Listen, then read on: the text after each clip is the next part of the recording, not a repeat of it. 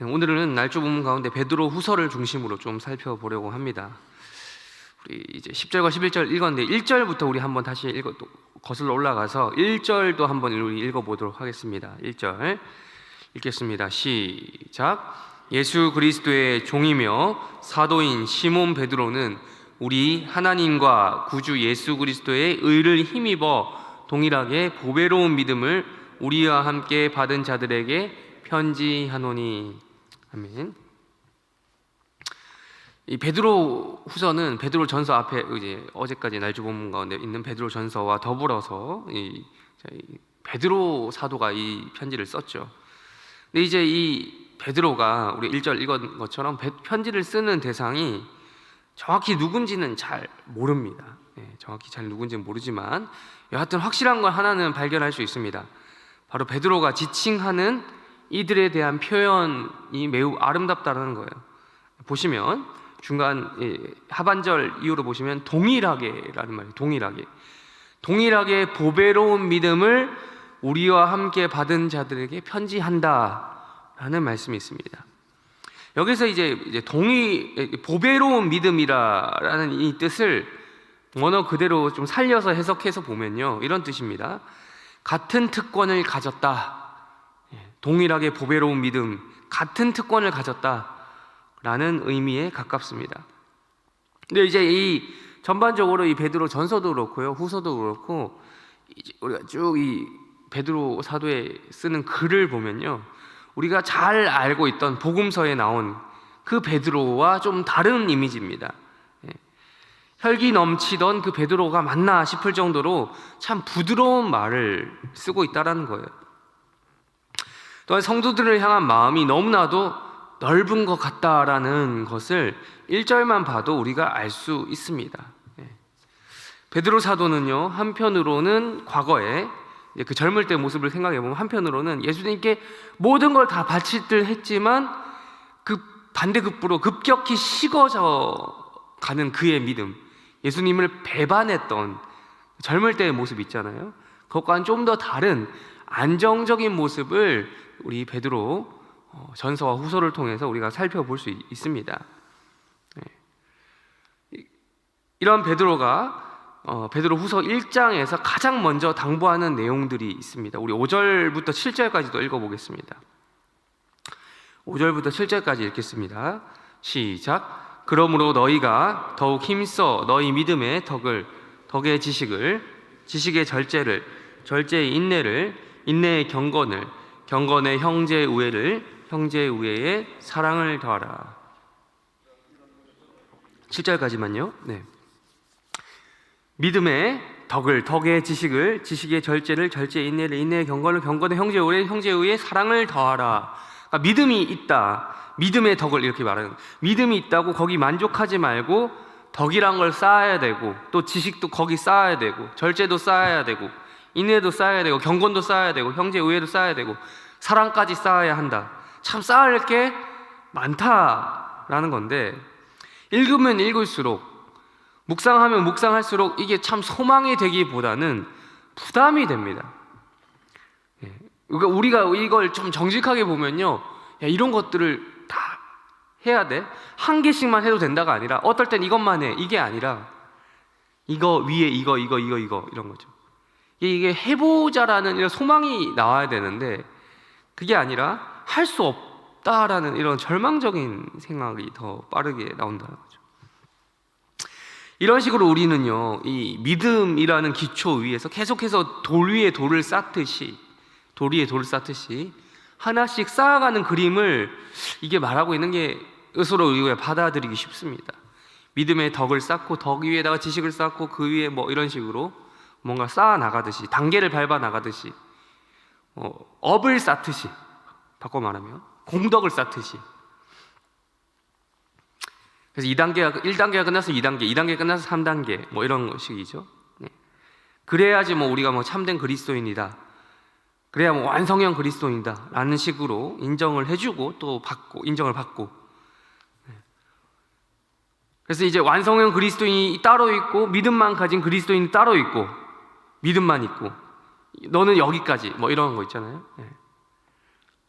과연 베드로가 그런 뜻으로 말을 했을까요? 시작부터 자신의 편지를 받는 이들에게 꺼낸다고 꺼낸 가장 첫 번째 이야기가 이런 종교적인 굴레를 씌워주고 싶어서, 종교적인 의무, 그걸 다 해야지만 너희가 구원받을 수 있다 라는 의도에서 이런 말을 꺼냈을까라는 것이죠. 당연히 아니겠습니다. 1절 제가 그만할 때까지 읽겠습니다. 예수 그리스도부터 읽겠습니다. 시작. 예수 그리스도의 종이며 사도인 우리 하나님과, 그만 읽으시겠습니다. 누구의 의를 힘입어요? 예수 그리스도의 의를 힘입어. 그렇습니다.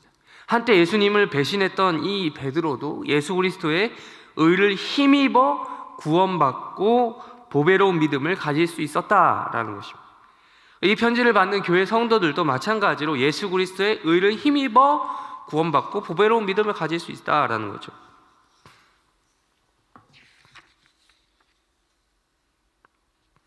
그래서 이제 베드로후서를 시작하자마자 베드로가 자신의 유언과도 같은 메시지를 가장 먼저 시작하면서 도덕적인 목록을 쭈르르 꺼냈던 이유는요, 이 종교적인 굴레를 씌우기 위함이 아니라는 것을 우리가 확인할 수 있습니다. 그렇다면 사도 베드로는 순교를 앞두고, 이 베드로후서가 이제 베드로전후서가 말년에 쓴 거니까, 노년에 쓴 거니까, 순교를 앞두고 유언과도 같은 메시지를 주면서 왜 이러한 어려운 목록, 지킬 수도 없는 그런 것들을 제시하였을까? 그게 바로 이제 오늘 시작하면서 읽었던 10절과 11절에 답이 나와 있습니다. 10절과 11절 다시 한번 읽겠습니다. 10절과 11절 읽겠습니다. 시작. 그러므로 형제들아 더욱 힘써 너희 부르심과 택하심을 굳게 하라. 너희가 이것을 행한즉 언제든지 실족하지 아니하리라. 이같이 하면 그 주 예수 그리스도의 영원한 나라에 들어감을 너희에게 주시리라. 무엇을 위해서요? 너희의 부르심, 우리의 부르심과 택하심을 굳게 하기 위해서, 확실하게 하기 위해서라는 것입니다. 누가 부르셨다는 겁니까? 누구의 부르심이고 누구의 택하심입니까? 하나님이죠. 하나님께서 자기 사람들을 백성들로 부르시는 그 부르심, 하나님께서 자기 백성들로 택하시는, 자기 사람들을 택하시는 그 택하심입니다. 저는 개인적으로도 이 말씀을 참 좋아합니다. 그런데요, 이게 개인적인 걸 넘어선 말씀이에요. 우리 해림교회가 소속되어 있는 장로교죠. 장로교, 개혁주의라고 불리기도 하고 장로교라고 불리기도 하는 이 신학, 이 계통의 신학을 추구하는 사람들이 자주 쓰는 말씀입니다. 무엇보다도 이게 우리가 받은 구원을 설명하는 데 있어서 가장 균형이 잡혀 있는 그러한 내용을 이야기하고 있습니다. 가장 먼저 여기서 말하는 게 누굽니까? 구원의 주체자가 누구냐라는 거예요. 누구죠? 누가 구원을 시켰다는 거예요? 하나님이죠. 창세 전부터 우리를 택하신 분이 누구냐? 우리를 부르신 분이 누구냐? 누구예요? 하나님이시죠. 때가 되어서 우리를 부르신 분이 하나님이라는 거죠. 구원 사역이란 게 그렇습니다. 전적으로 하나님께 속해 있다라는 것이 우리가 받은 구원에 대한 첫 번째 성도의 고백인 것이고, 또한 그렇게 되어야 하죠. 구원받는 것에 있어서 우리의 공로라고 하는 것은 단 1%도 허용되지 않습니다. 이게 장로교 신학에서 고백하는 첫 번째 구원에 대한 이야기죠. 내 이 믿음 이야기하기 전에 이거부터 이야기한다. 그러나 동시에 오늘 본문이 제공해주는 균형점은 또 있다라는 거예요. 여기서 하나님의 은혜로 구원받은 우리의 의무를 이야기하지 않고 있는 것도 아니라는 거죠. 구원받는 데 있어서 우리의 공로라는 것은 전혀 없습니다. 그건 맞습니다만, 구원받고 난 이후에 우리가 어떻게 하나님의 그 은혜에 보답해서 살아야 하는지 그 의무에 대해서 설명하고 있다는 것입니다. 즉 사도 베드로는요, 독자들에게 어떤 의무를 행하라고 지금 이야기합니까? 굳게 하라는 거죠. 굳게 하라. 바꿔 말하면 확실하게 하라는 뜻입니다. 너희가 받은 그 택하심과 부르심을 어떻게 하기 위해서요? 확실하게 하기 위해서. 너희 자신을 위해서, 아까 지금 5절에서 7절까지 이야기했던 그 목록들을 더 할 수 있도록 노력하라는 겁니다. 하나씩 하나씩 해나가면서 내가 구원받을 때까지 도달하라, 내 노력으로 구원받을 수 있다, 이게 아니라. 네. 그래서 10절 하반절에서 베드로는 이렇게 이야기하죠. 이것을 행한즉, 부르심과 택하심을 굳게 하는 이 작업을 행한즉 언제든지 뭐 하지 않는다? 실족하지 않는다. 네, 구원받은 사람이 그래서 마음대로 살 수 없는 것입니다. 구원받았다고 해서 내 마음대로 그냥 그 이후에는 자유, 라는 것은 아니라는 거예요.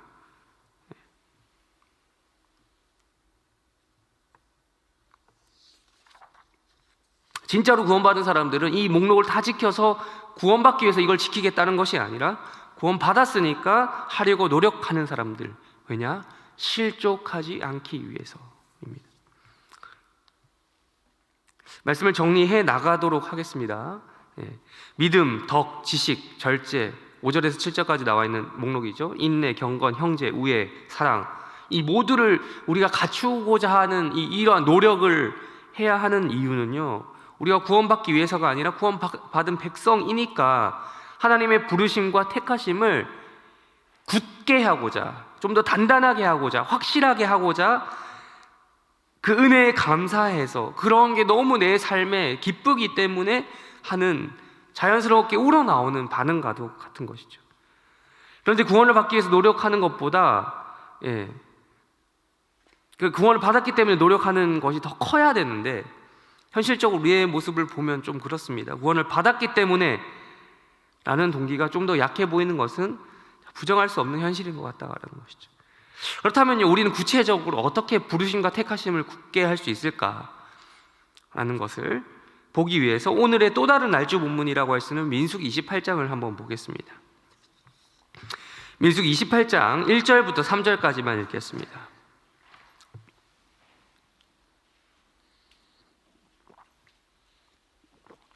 민수기 28장 1절부터 3절까지 읽겠습니다. 시작. 여호와께서 모세에게 말씀하여 이르시되 이스라엘 자손에게 명령하여 그들에게 이르라. 내 헌물, 내 음식인 화제물, 내 향기로운 것은 너희가 그 정한 시기에 삼가 내게 바칠지니라. 또 그들에게 이르라. 너희가 화제는 이러하니 1년 되고 흠없는 숫양을 매일 2마리씩 상번제로 드리되. 아멘. 민수기 28장 말씀은 앞서 어제는 슬로보앗의 딸들 기업에 대해 이야기했고, 그 전 장이죠. 26장에 보면 이스라엘 백성들이 바알 부올의 계략에 빠져서, 발람 선지자 어쩌고 발락 이렇게 나오죠. 모압 그 꾀에 빠져서 음행을 하다가 전염병으로 집단으로 심판받는 장면이 나옵니다. 이제 26장에 보면 연병 후에라는 기록이 되어 있어요. 그 이후로 선포되는 말씀이 28장의 시점이죠.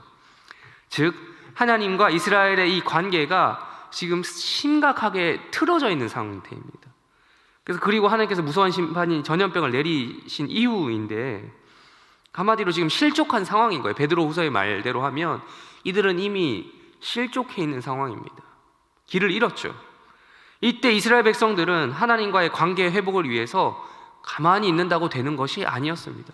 이미 구원받았다고 가만히 있어서는 안 된다는 거예요. 그들의 부르심과 택하심을 굳게 하는, 그거 안 해도 구원받은 건 맞지만 이스라엘 백성들을 하나님께서 구원하시기로, 그들을 인도하시기로 약속을 하셨지만, 그럼에도 그들 나름대로의 이걸 굳게 하는 어떤 작업이 필요하다라는 거예요.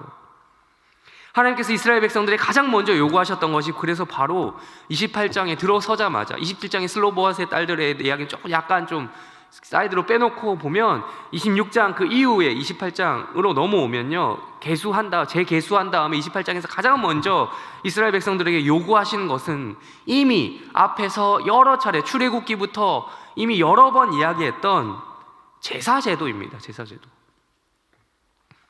다른 거부터 이런저런 이야기들을 할 수 있을 텐데 그게 아니고 제사제도부터 지금 강조하시는 거예요. 앞서서 얼마나 많이 우리가 제사제도에 대해서 봤습니까? 출애굽기, 레위기, 지금 민수기, 수많은 제사제도가 앞에서 이미 나왔는데 다시 반복돼서 기록되어 있는 이유는 바로 그것, 또 이게 중요하다라는 거예요. 그런데요, 또 오늘 28장을 보면요, 우리 1절부터 3절까지 읽었는데 여러 제사 중에서도 지금 뭐부터 이야기합니까? 3절에 보니까 상번제부터 나와요. 그 뒤에 보면 안식일, 초하루, 유월절, 좀 굵직굵직한 여러 제사 제도들이 많이 있잖아요. 그 중에서도 상번제부터 이야기합니다. 먼저 상번제가 그거지 않습니까? 아침과 저녁으로 드리는 제사, 그러니까 매일매일 드리는 제사예요. 우리가 지금 이렇게 새벽 예배 보시면, 이제 새벽 예배를 나오시는 분들은 매일매일 나오시는 분들이 상대적으로 많습니다. 그런 것처럼 새벽 기도를 매일매일 드리듯이 이 상번제도 매일매일 드리는 제사거든요. 그런데 보시면 이런 다른 제사보다도 우선순위에 상번제가 있다라는 것을, 뭘 순서가 뭐 중요하겠냐라는 뭐 이런 이야기를 할 수도 있겠지만, 어쨌든 먼저 상번제가 나온다라는 거예요. 바꿔 말하면 이런 것 같습니다. 부르심과 택하심을 가장 굳게 하는 방식은 역시 어떤 뭐 안식일도 중요하고 유월절도 중요하지만 질보다는 양이 아닌가. 어쨌든 많이 접하는 것, 많이 그 관계 회복을 위해서 만나려고 애쓰는 것이 아닌가라는 것입니다.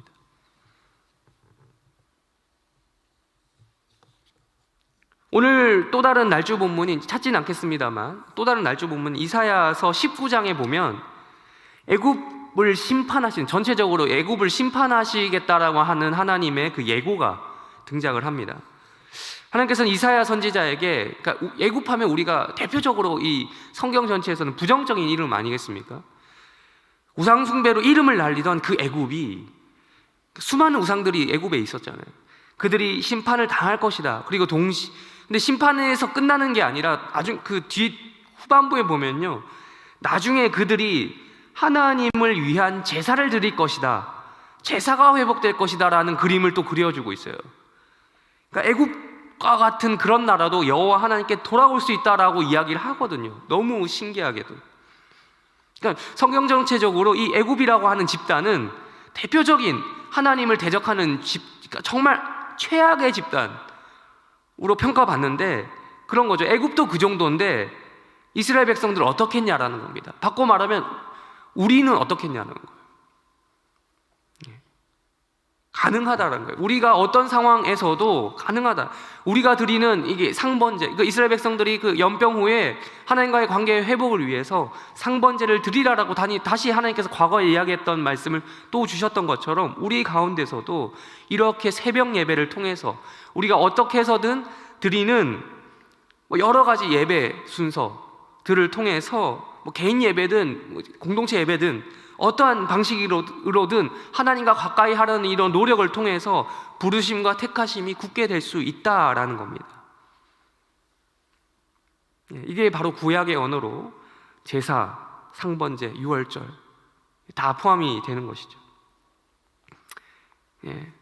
우리 해림교회 성도들 이 시간 또 새벽 예배 가운데 나오셨고, 또 이렇게 나오신 분들에게 하나님의 은혜가 있으리라 생각을 합니다.